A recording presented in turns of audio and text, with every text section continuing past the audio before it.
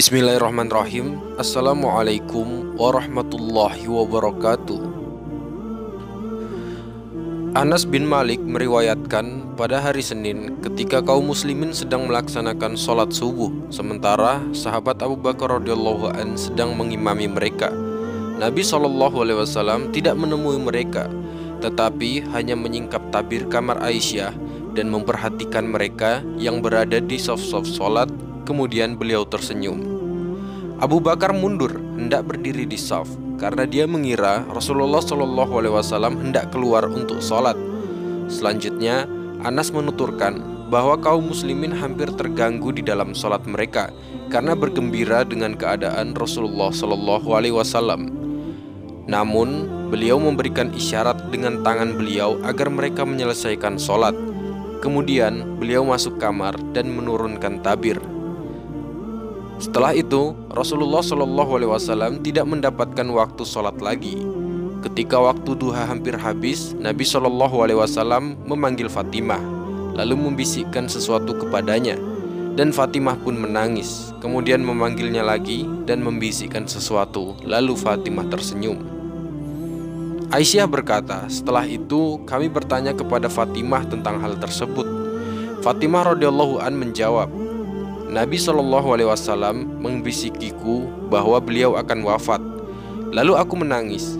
Kemudian beliau membisikiku lagi dan mengabarkan aku adalah orang pertama di antara keluarga beliau yang akan menyusul beliau. Sahihul Bukhari 638. Nabi SAW juga mengabarkan kepada Fatimah bahwa dia adalah kaum wanita semesta alam. Fatimah melihat penderitaan berat yang dirasakan oleh Rasulullah SAW, sehingga dia berkata, alangkah berat penderitaan ayah. Tetapi beliau menjawab, sesudah hari ini ayahmu tidak akan menderita lagi. Beliau memanggil Hasan dan Husain, lalu mencium keduanya dan berpesan agar bersikap baik kepada keduanya. Beliau juga memanggil istri-istri beliau, lalu beliau memberi nasihat dan peringatan kepada mereka. Sakit beliau semakin parah dan pengaruh racun yang pernah beliau makan dari daging yang disuguhkan oleh wanita Yahudi ketika di Khaybar muncul. Sampai-sampai beliau berkata, wahai Aisyah, aku masih merasakan sakit karena makanan yang kumakan ketika di Khaybar. Sekarang saatnya aku merasakan terputusnya urat nadiku karena racun tersebut. Beliau juga memberi nasihat kepada orang-orang, perhatikanlah sholat dan budak-budak yang kalian miliki. Beliau menyampaikan wasiat ini hingga beberapa kali. Tanda-tanda datangnya ajal mulai tampak. Aisyah menyandarkan tubuh Rasulullah ke pangkuannya. Aisyah lalu berkata, sesungguhnya di antara nikmat Allah yang dikaruniakan kepadaku adalah bahwa Rasulullah SAW wafat di rumahku pada hari giliranku dan di pangkuanku, serta Allah menyatukan antara ludahku dan ludah beliau saat beliau wafat. Ketika aku sedang memangku Rasulullah SAW, Abdurrahman dan Abu Bakar masuk dan di tangannya ada siwak. Aku melihat Rasulullah SAW memandanginya sehingga aku mengerti bahwa beliau menginginkan siwak.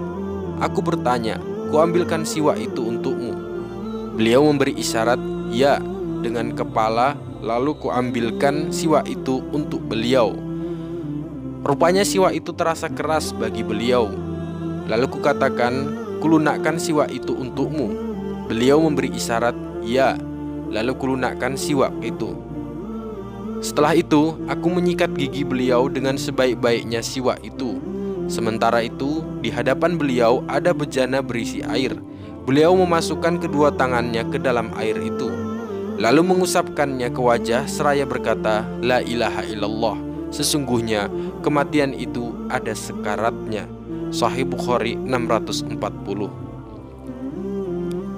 Seusai bersiwak, beliau mengangkat kedua tangan beliau yang mulia atau jari-jarinya mengarahkan pandangannya ke langit-langit, dan kedua bibirnya bergerak-gerak. Aisyah mendengarkan apa yang beliau katakan itu.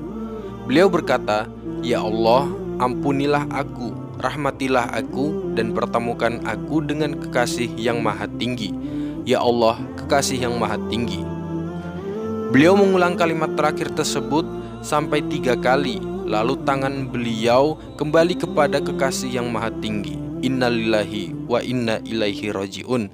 Peristiwa ini terjadi ketika waktu duha sedang memanas, yaitu pada hari Senin 12 Rabiul Awal tahun 11 Hijriah. Ketika itu beliau berusia 63 lebih 4 hari. Wallahu a'lam bishawab.